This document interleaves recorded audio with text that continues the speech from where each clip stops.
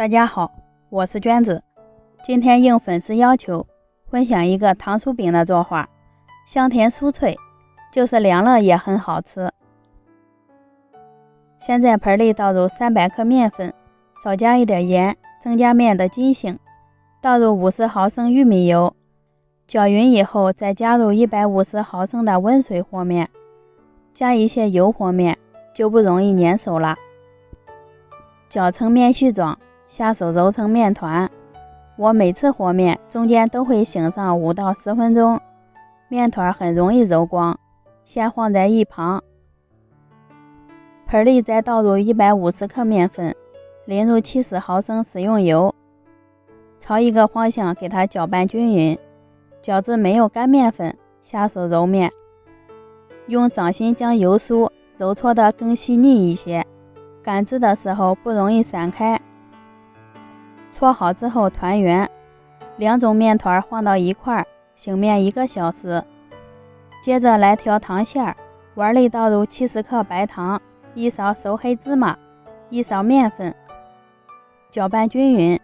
加入了面粉，白糖受热之后不容易流糖。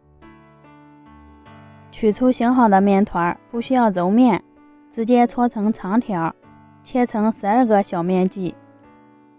油酥面也切成12等份，团成一个小圆球备用。拿一个水油皮面团，按压成边缘薄的面皮，放入油酥面团，用虎口慢慢的收拢，这样包得更结实，防止包入气体。多余的面剂给它掐掉，收口处朝上擀成一个牛舌状，往中间对折2下，再擀成长条状。擀的过程不要太用力，容易漏油酥。生胚做好以后，盖上保鲜膜，再松弛5分钟，然后拿出第一个做好的生胚，擀成中间厚、边缘薄的面皮，放入适量的白糖馅，先用包包子的手法收住，再用虎口转动收紧，防止漏馅。放在面板上，两面都按压一下，这样饼皮的薄厚一致。电饼铛提前预热，刷一层油，放入生胚，开中火先烙上2分钟。底部定型以后，挨个翻个面，中间要每隔2分钟翻动一次，使饼受热均匀，一直烙至两面金黄，饼子都鼓起来就熟了。用筷子按压表皮起酥，就可以出锅了。装盘就可以美美的开动了。